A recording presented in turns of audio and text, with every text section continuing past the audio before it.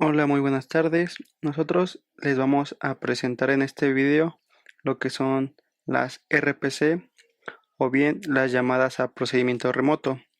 En este video abarcaremos temas como una breve introducción, los objetivos, los tipos que tenemos, su funcionamiento, explicándolo con ayuda de un diagrama, lo que son algunos conceptos importantes en este tema como lo es el STUP, algunas características a tomar en cuenta para RPC, sobre todo en la parte de la transparencia, así como igual les mencionaremos algunas ventajas y desventajas y finalmente concluiremos con un ejemplo, un ejemplo sencillo para tener más en cuenta cómo es esto de las llamadas a procedimiento remoto. Y bien, vamos con una introducción en la que les diremos la definición. Y es que una definición en computación distribuida es que una llamada a un procedimiento remoto es cuando un programa manda a ejecutar un procedimiento en una computadora remota. Esto sin tener que codificar la comunicación entre las máquinas. RPC igual la podemos ver como es una tecnología que tradicionalmente es empleada en ambiente Unix, que permite el desarrollo de sistemas de procesamiento distribuido basados en el paradigma procedimental, con el advenimiento de implementaciones para plataforma Windows, así como para Java. Es posible pensar en RPC como un mecanismo de integración de software heterogéneo. Ahora veamos los objetivos de RPC.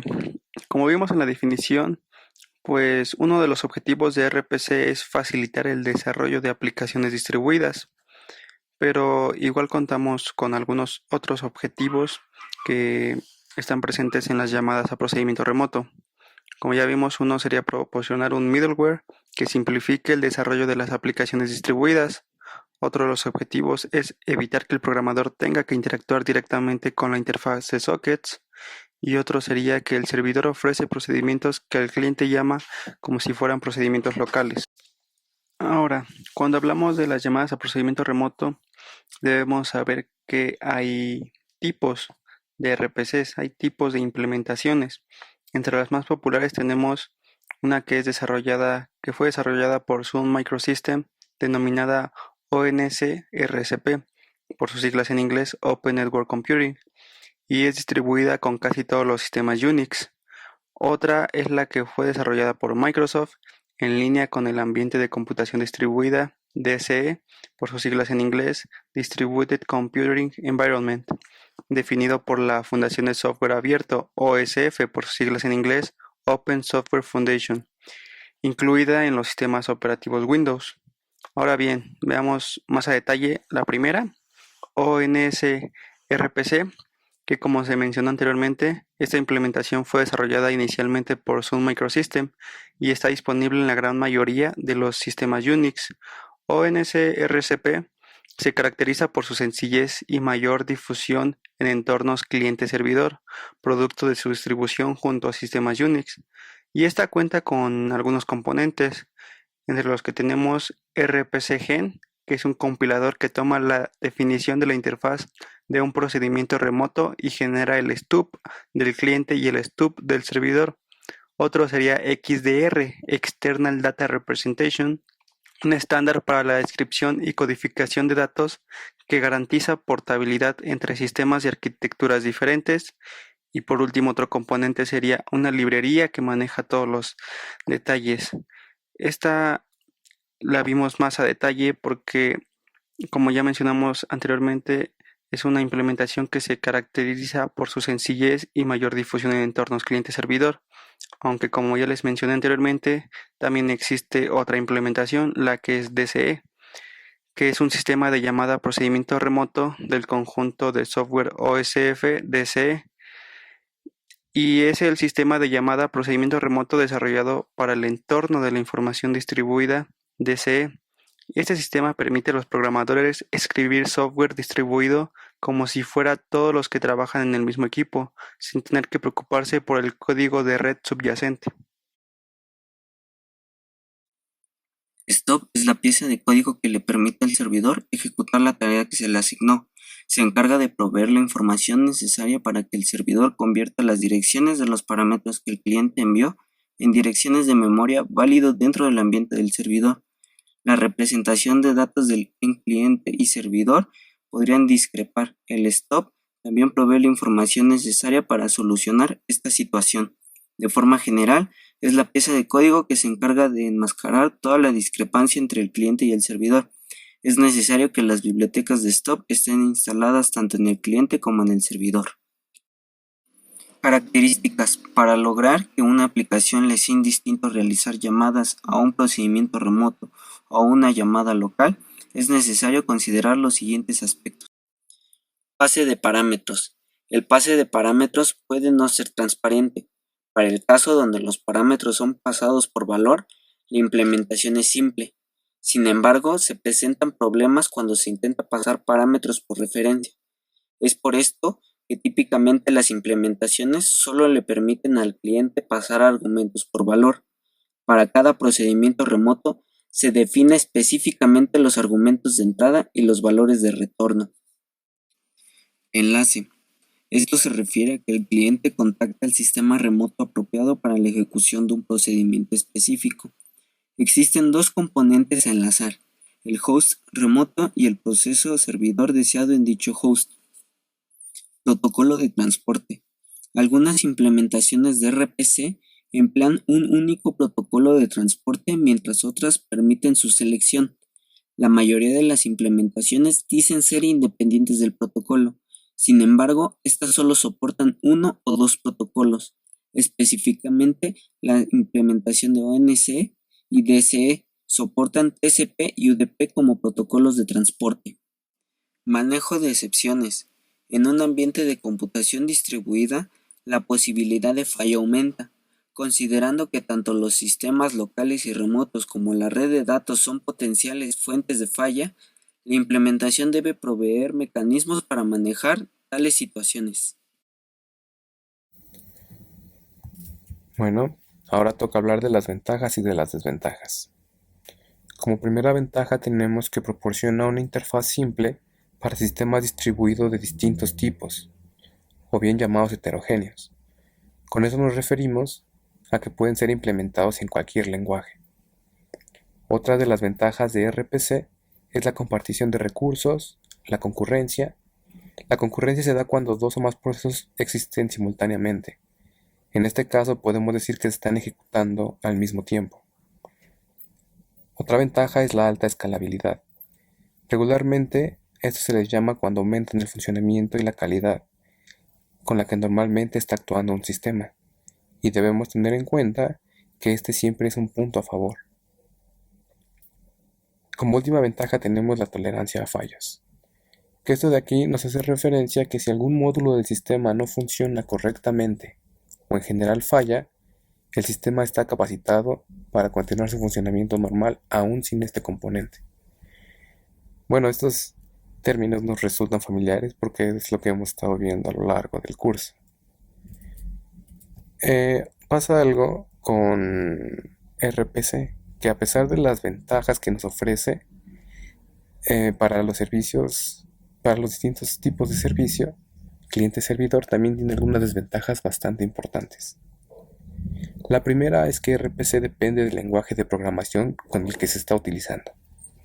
Si quisiéramos utilizarlo para ofrecer algún servicio web, por ejemplo, es probable que necesitemos utilizar más de un lenguaje de programación del lado del cliente y del servidor. En ese momento RPC deja de ser una alternativa. Sin embargo, si todos los módulos del servicio que vamos a ofrecer a los clientes están basados en el mismo lenguaje de programación, RPC es una buena opción.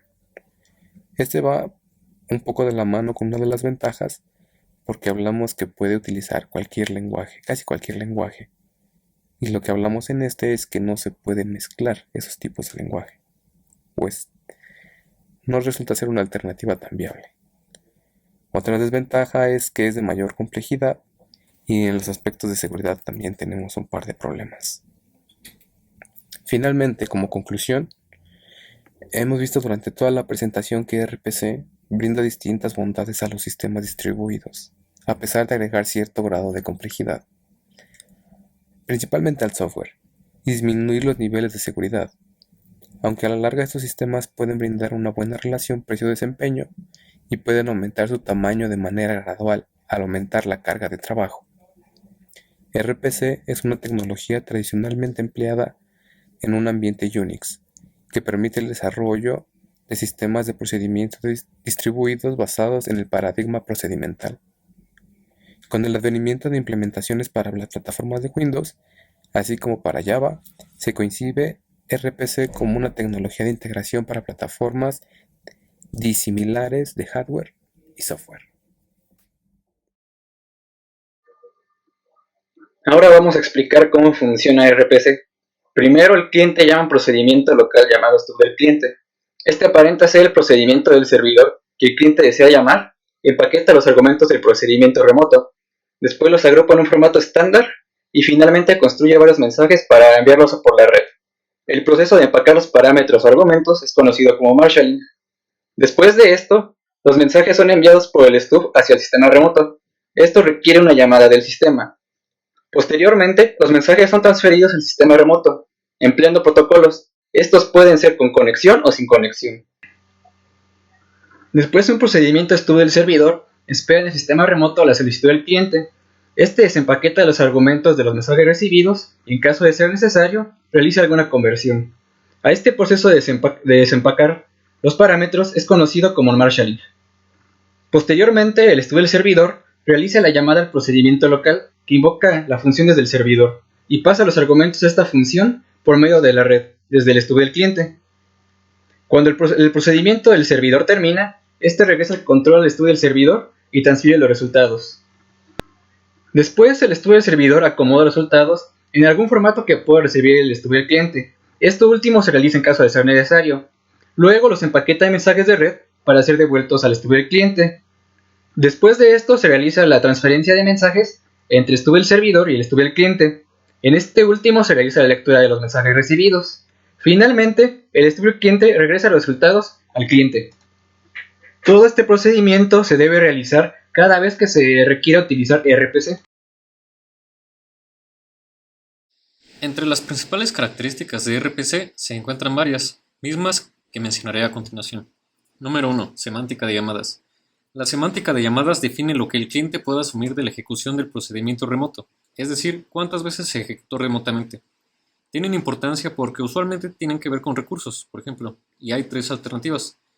Una es solo una vez, a lo mucho una vez y al menos una vez.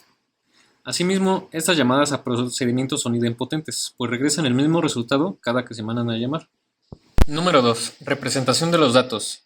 La representación de los datos describe el formato utilizado para los parámetros y resultados, mientras estos son pasados entre procesos o entidades, ya sea un cliente o un servidor.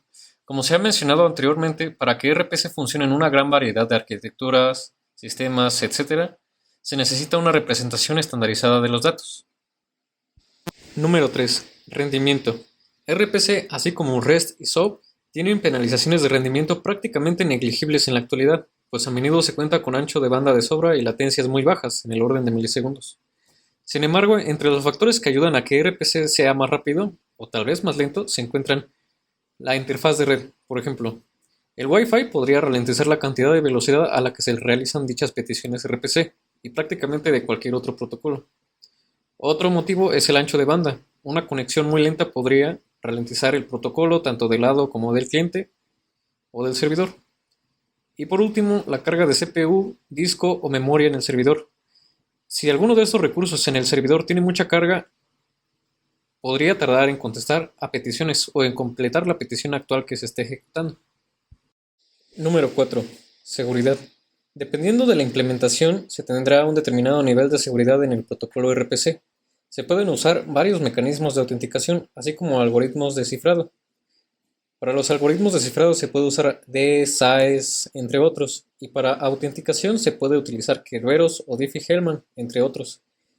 Un ejemplo de un protocolo que implementa de manera opcional todas estas tecnologías es el protocolo NFS, que significa Network File System y se utiliza para montar discos duros de manera remota. Cabe decir que uno tendrá tanta seguridad como uno desee, así como en RPC como en otros protocolos, por ejemplo REST o SOAP.